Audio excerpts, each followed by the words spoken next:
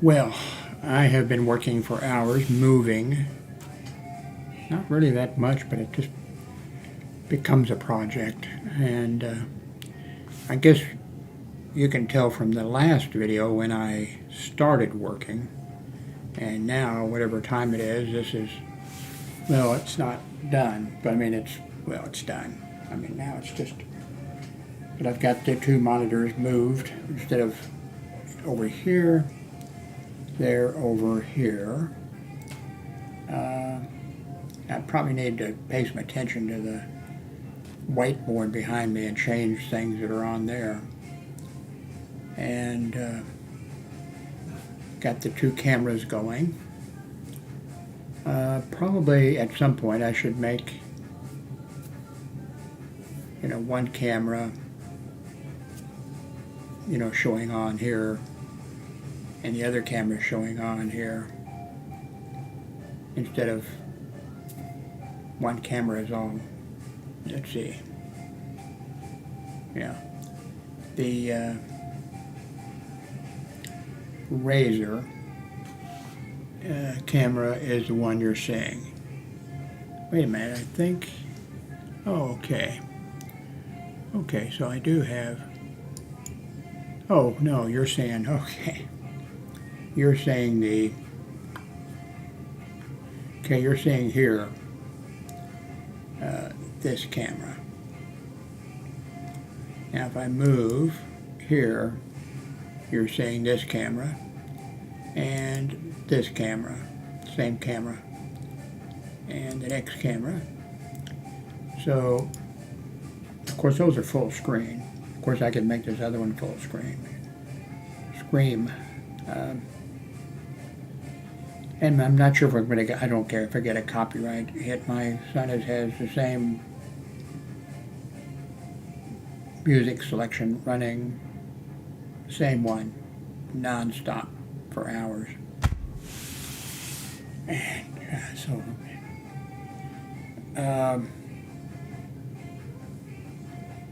everything went pretty smoothly. I got a bunch of cleaning. Everything was still on my bed. That's going to be a major project, putting that stuff away someplace. I've got the printer hooked up. I haven't tested it, but it will light up if I turn it on.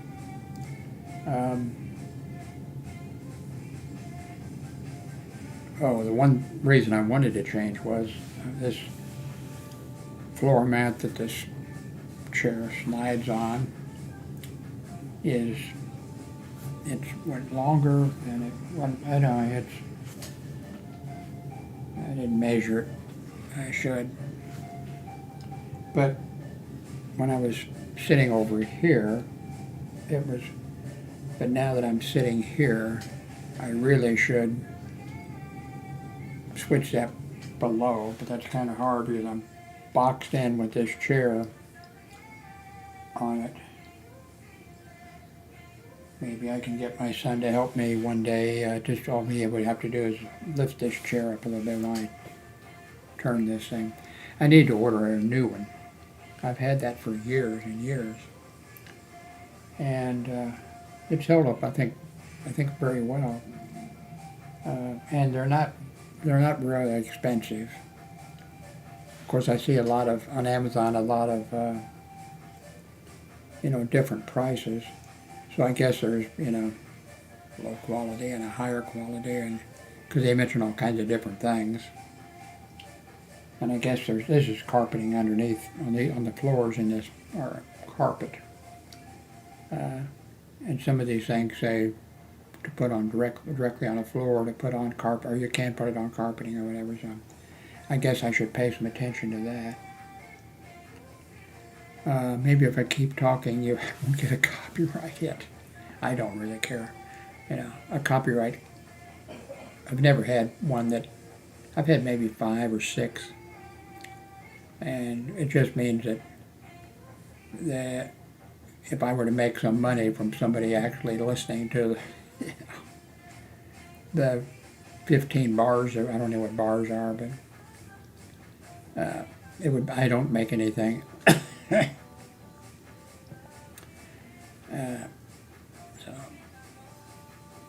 PayPal would just give them the money.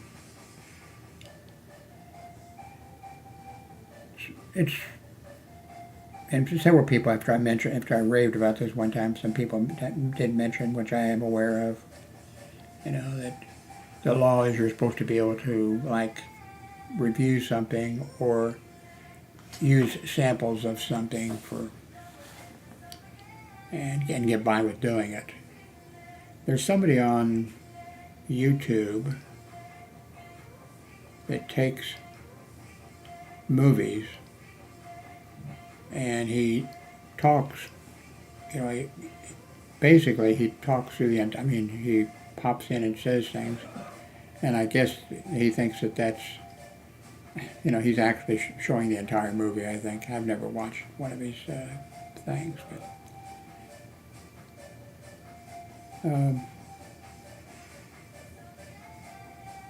so I'm taking a little rest now. I got to get my bed cleared off. I checked a while ago that I just went and had the lab work done this morning, so it'll probably tomorrow. And it doesn't all come in at once because some of it has to go to different places that do different things in order to test the samples that they took. So it actually on the medical website, my doctor's office or whatever, although that's their software, not theirs. They've purchased it, or they're not even them. They hire up corporation or whatever uses that, which is really fine because all of my doctors, well, I don't think the eye doctor actually enters in data. They enter in that I went there or that I have an appointment, but I don't think they actually enter in any information. The rest of them, the heart doctor, all of them, and everything is there to see. And you can also give a relative or somebody who you want to have access to that information, and that's good. I know when I was in the hospital for 6 days, and then I told the hospital I was leaving AMA against medical advice. The head nurse came up, maybe not the head nurse for the hospital, but maybe the head nurse for certain floors and that kind of stuff. I spent 30 years working hospital security, so I got a pretty good idea of how they run. So anyway, she came up and she was real nice, and she said, well, she tried to talk me out of it, leaving,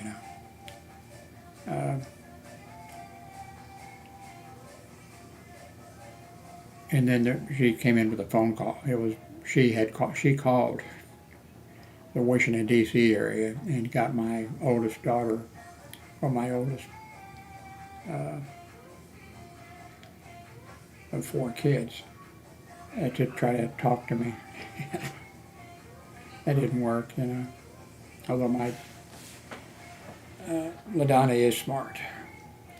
But I needed to get out of there because I hadn't, and I was forgiving. Down in the emergency room, they stuck me 5 times trying to get blood. And then they got blood once, and everything. And then the nurse, and I felt sorry for her actually, she went over to throw the hazardous material, like if they used a needle, or if they used a cotton swab or whatever, it goes in the hazmat box. And she went over and she threw the specimen that she had just taken.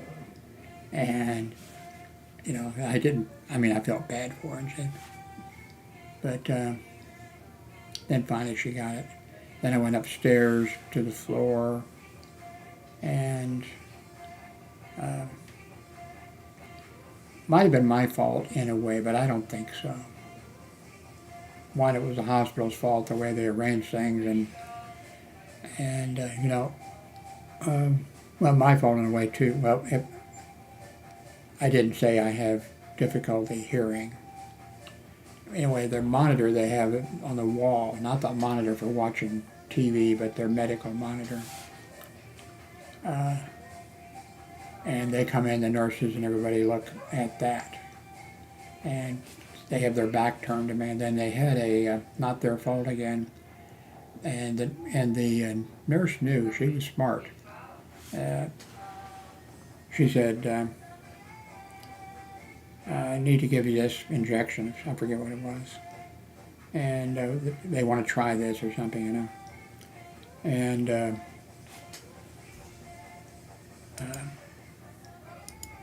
she was, of course, they had an IV going. Well, the first day they had an IV that it wasn't solution going into me. It was, oh no, it was wasn't an IV catheter. Oh man.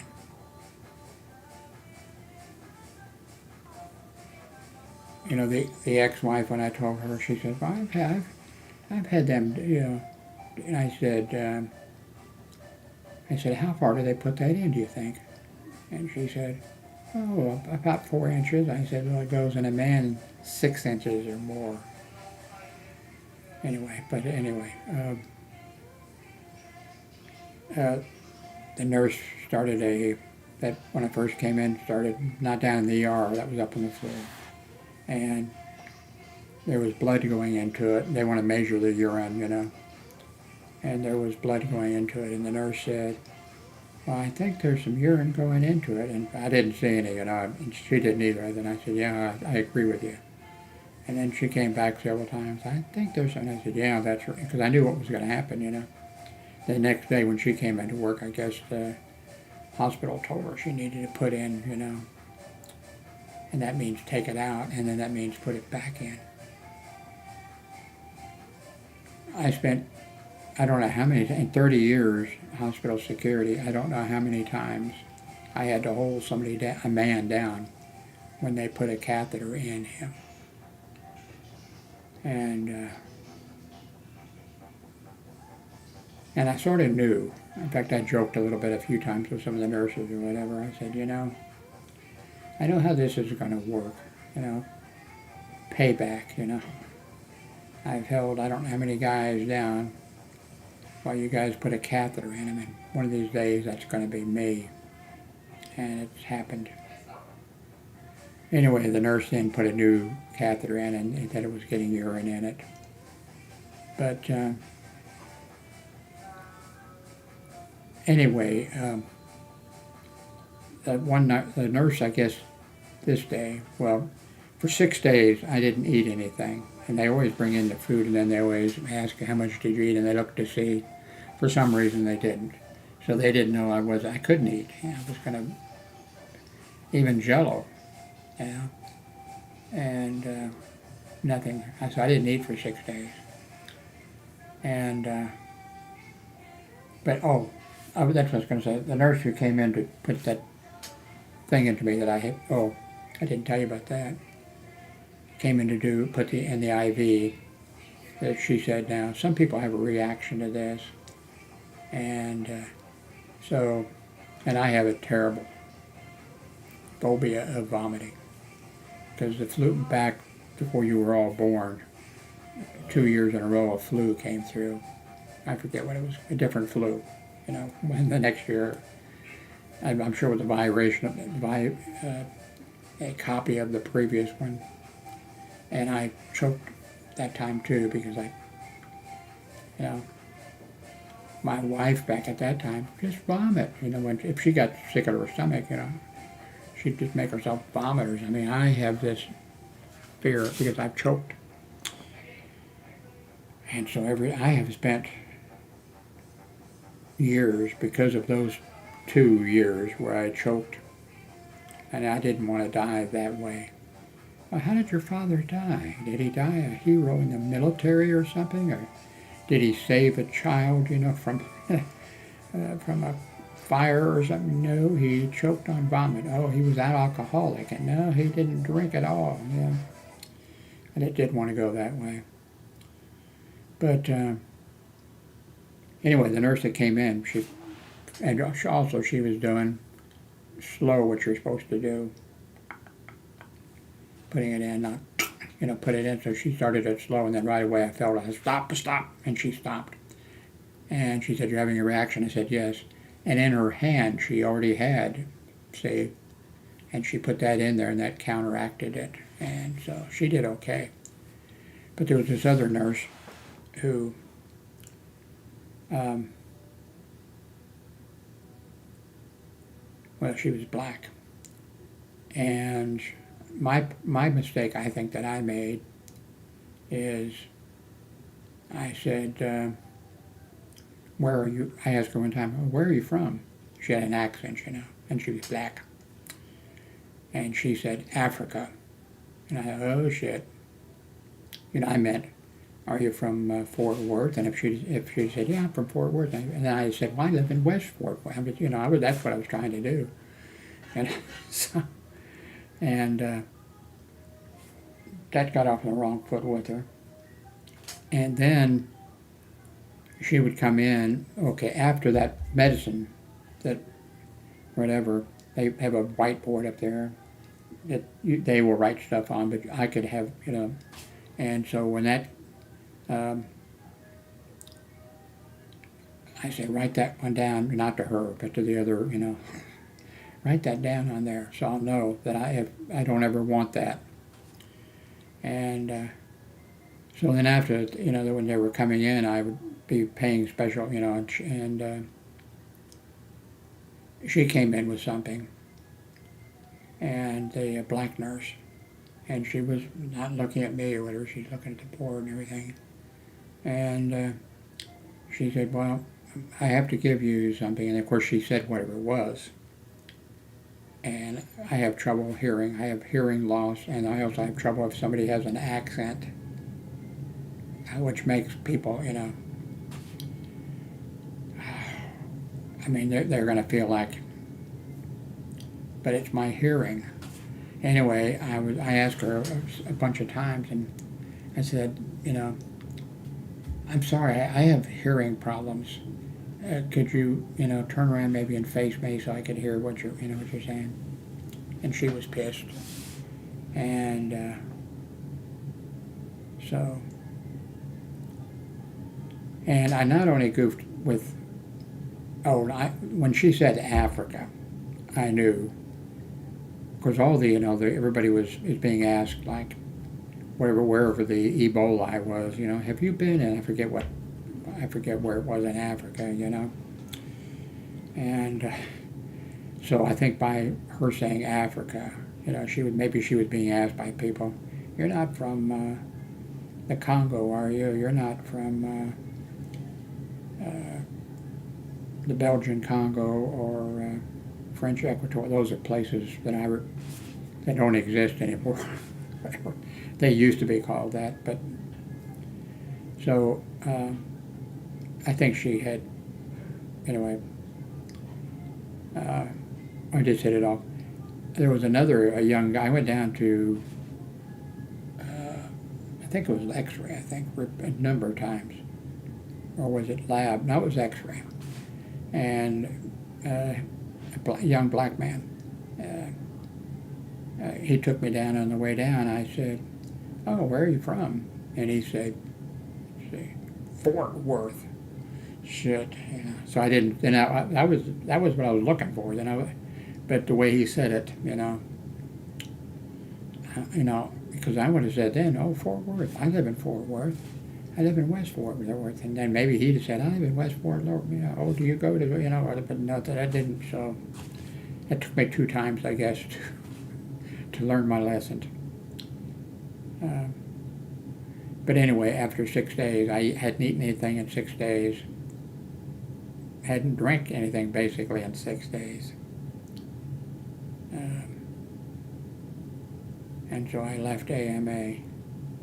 And I went ahead and just signed the paperwork for him, the AMA form, saying that, you have been informed and you may die and we are not responsible for it because you are leaving against medical advice or whatever, blah, blah, blah. I dealt with those problems in the 30 years that I worked. And there's times I had to tell the patient, the nurse is saying you can't go, and I had to tell the patient, no, you can go, Or the nurses would say, you have to sign this, you have to sign it, and I'm there, And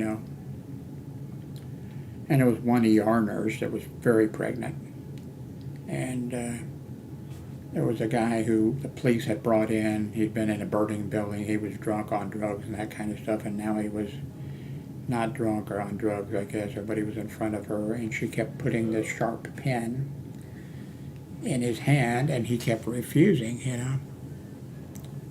And she said, you have to sign it, and I told her, he doesn't have to sign it.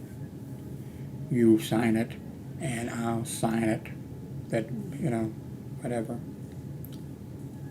She didn't take that very well, that nurse didn't, but the other nurses, had sense enough. One thing I've seen the nurses do, and I haven't corrected them, because that would make them a liar, whatever. One thing I've heard some nurses say is, if you don't sign AMA, then the insurance company will not pay, for your insurance, they won't pay the bill or whatever. And that's not true. In fact, the doctor I go to, a female, white, by the way, when I was in there and she asked, why did you go AMA? Because it, popped up on the, and I explained why I went, and she said, now if you go AMA, the insurance company, blah, blah, blah, blah. And I said, no, that's not correct. And I said, I think you may know it's not correct. And she says, yeah, I'm sorry, And I'm very happy with, actually when I say doctor, I don't want to have, it's doctor practitioner or whatever. And they're actually better. I prefer a female, and I'm all right with a, doctor practitioner. And the doctor that, is the doctor at this little clinic, well, not a little, they do a lot of business and everything. And there's that doctor, and then there's 3 practitioners. 2 of them, maybe all 3, are female. The guy that is the doctor, I don't like him, and he lied to me a couple of times, and I was not happy. I didn't say you're lying, and I'm not counting when I, came back for one of my visits, and he was, he could have played Santa Claus, he wouldn't need a costume or whatever.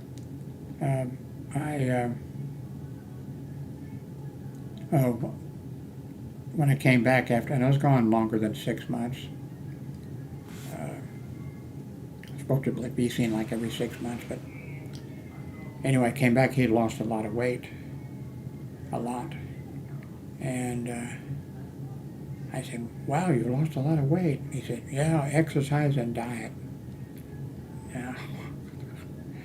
I don't think so. I could be wrong, but I don't think so. I don't think he was fat enough that a doctor should do the bypass surgery that they do.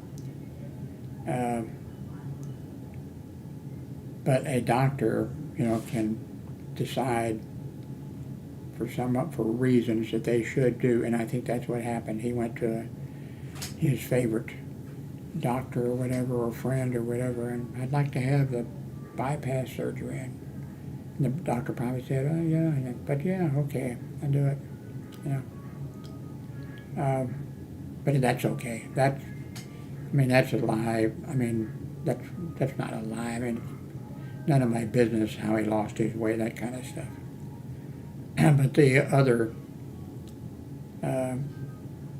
he told a couple other lies, and one of them was, I didn't like the lie that he lied, and then there was another one as far as I was concerned. And then the next time when I was making an appointment, they said, Dr. So-and-so is not going to be available for a while. Maybe that's when he had his bypass surgery. I don't know that he actually, he could have, but I know, I think. But anyway, they said, but do you want to see so-and-so, one of the female, and I said, yes. Boom.